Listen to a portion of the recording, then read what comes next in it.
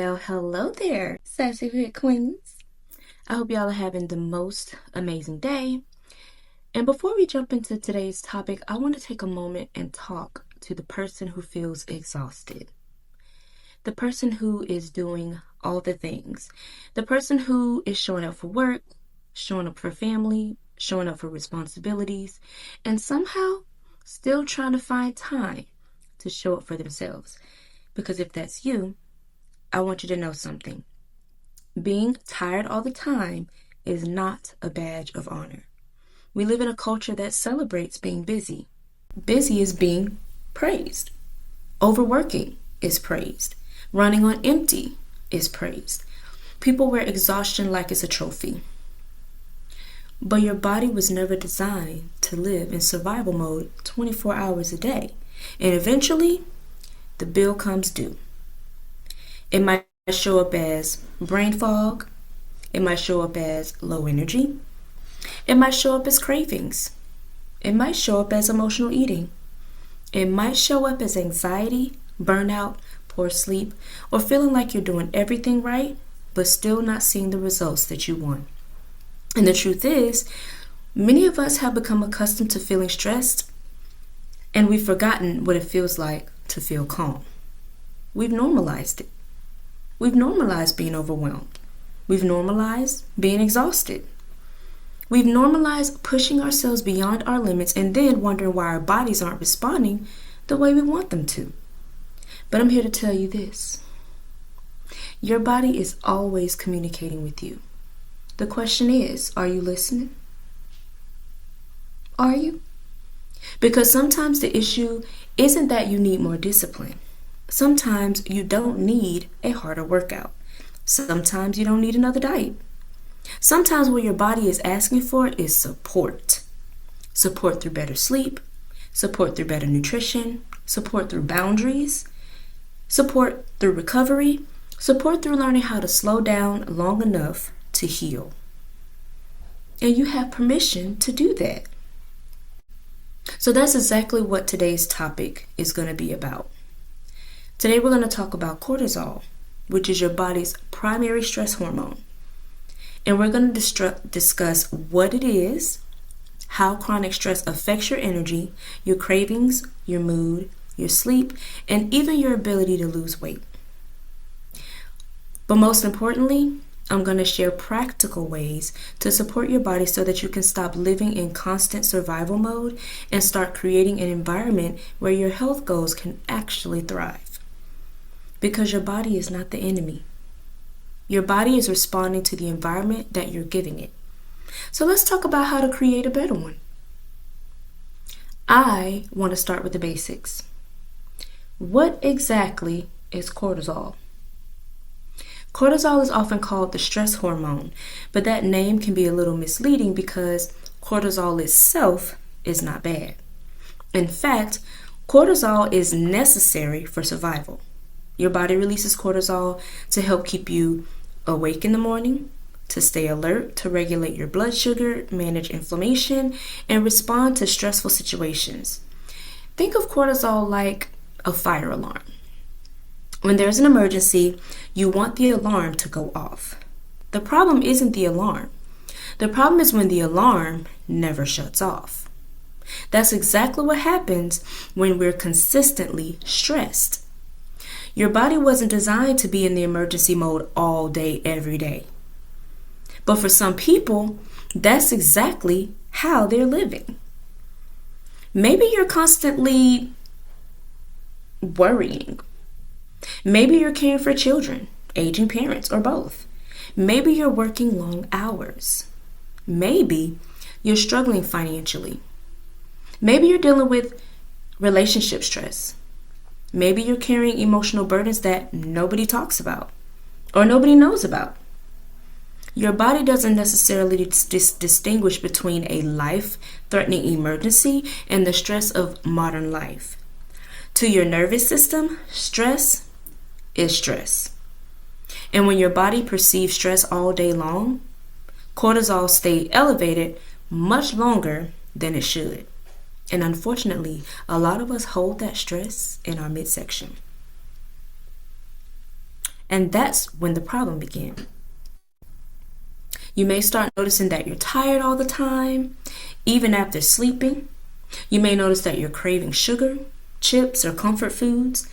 You may feel irritable or emotionally drained. You may feel like you're working hard but not seeing progress.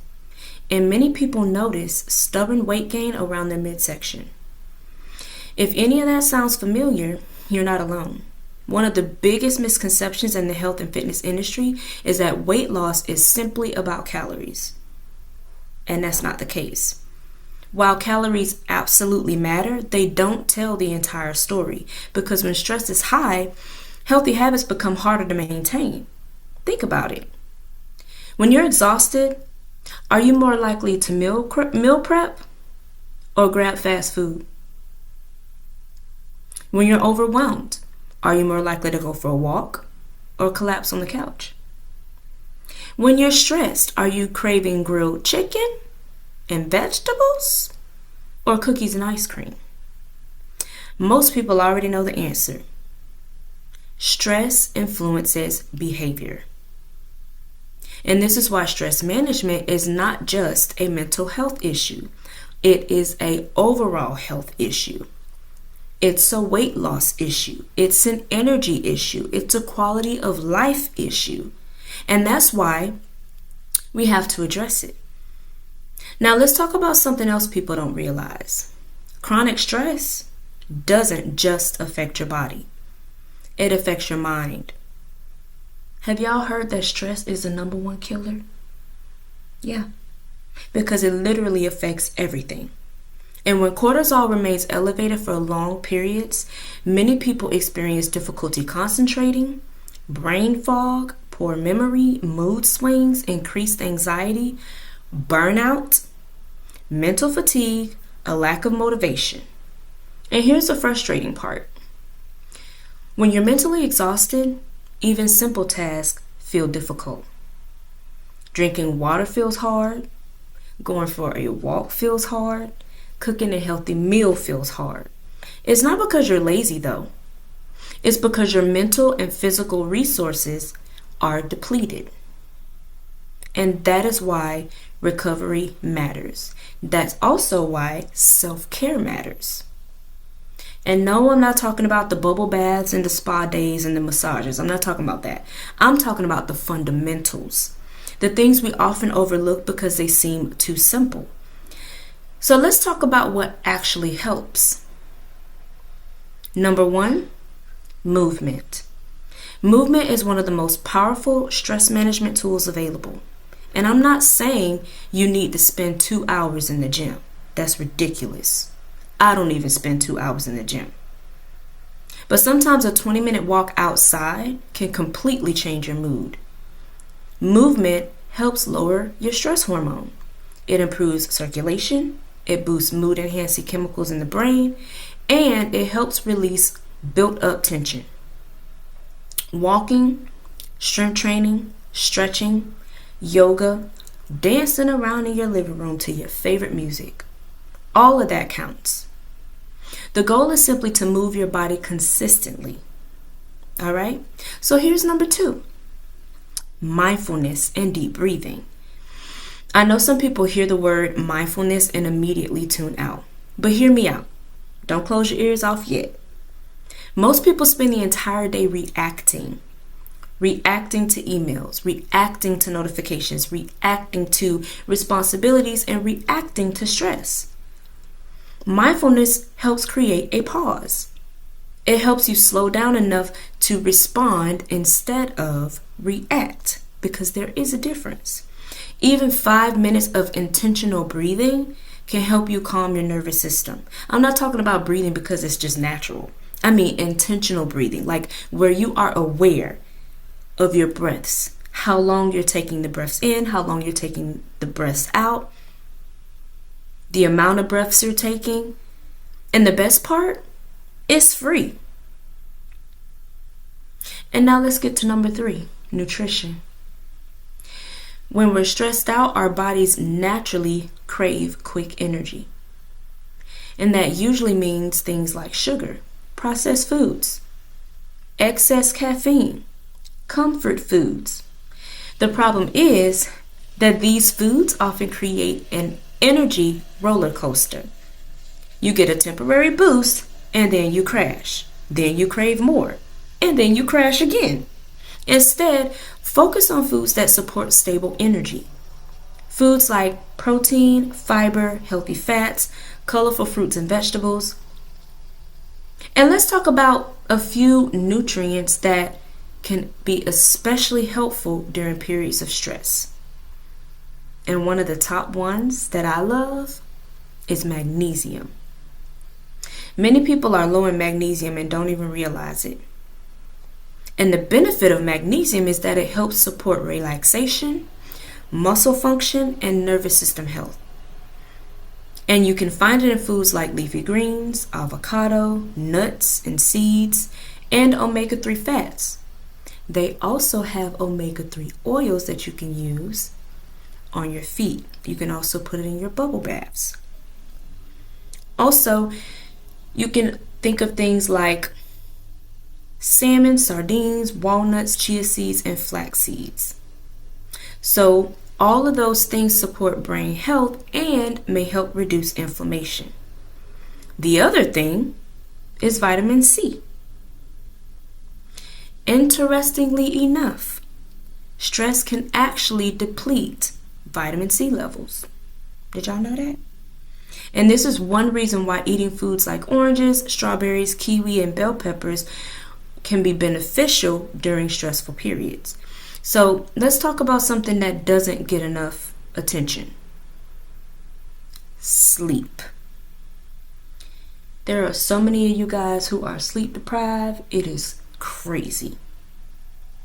And if you're trying to improve your health, your energy, your mood, or your body composition, sleep is not optional. Poor sleep raises cortisol. I'm going to say that one more time.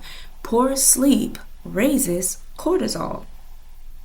And elevated cortisol can make it harder to sleep. Think about it. You're stressed. Your brain is all over the place. You're not going to be able to sleep. It's a vicious cycle. So what you want to do is aim for 7 to 9 hours whenever possible. Be very consistent with that time. Create a calming nighttime routine. Something like a warm bath, some chamomile tea, magnesium on the bottom of your feet, some calming music. And also reduce your screen time before bed. Protect your sleep like it's an appointment, because that blue light on your phone and on your TV is interrupting your mind when it's trying to be wound down for sleep. And the reason that you need to protect your sleep like it's an appointment is because honestly, it is. It's very important. The last thing I want to talk about is boundaries. This one is huge. A lot of people can't make that sleep appointment because they don't stick with their boundaries. They allow others in their household to stop them from their bedtime or to shake up their routine. Now, I'm not talking about when you have visitors and family in town. We're not talking about that. But boundaries are very important. Many people aren't stressed because they're doing too little. They're stressed because they're doing too much. They're saying yes when they want to say no. They're carrying responsibilities that belong to other people, and they're trying to be everything for everyone. How can you be everything for everyone and exclude yourself? Doing that is leaving little to no room for you. So just remember, boundaries are not selfish. They're protective. They protect your energy, your health, and your peace. You have to know what you have the capacity for, and you have to be honest with yourself about that. If your capacity is being stretched too thin, stop saying yes. Because if you're not okay, how can you make sure everyone else that you're taking care of is going to be okay? And sometimes the healthiest thing you can do is to simply say no. It don't matter how you say it. Even if you say not right now, not today, not this week, it still means the same thing. No. because your health matters too. All right? Now, as we wrap this up, I want you to remember this. Your body is not working against you. Your body is responding to the environment that you're giving it. If stress has been high, if energy has been low, if your progress feels slower than you would like it to, don't immediately assume that you need more discipline. Some things you should ask yourself instead is, do I need more recovery? Do I need more sleep? Do I need better boundaries? Do I need more support? Because health isn't just about eating less and exercising more. It's about creating a lifestyle that allows your body to thrive. So this week I want to challenge you. Pick one thing, just one. Maybe it's taking a daily walk. Maybe it's going to bed 30 minutes earlier. Maybe it's adding more magnesium-rich foods. Maybe it's setting a boundary.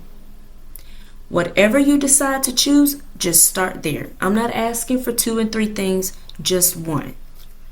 Because if you can master that one, then you can continue in your journey. Because small changes that you practice consistently create big results over time. And I want y'all to remember that. So thank you so much for spending this time with me today. And if this video helped, please let me know in the comments. Also, make sure that you like it, subscribe to the channel, and share it with someone who may need this message. And remember, you don't need more. You need to recover better, support yourself better, and give your body the environment it needs to succeed. All right? I'll see y'all in the next video. And until next time, Chiquita Nicole Sassy Fit is... This is Coach Sassy Fit with Sassy Fitness.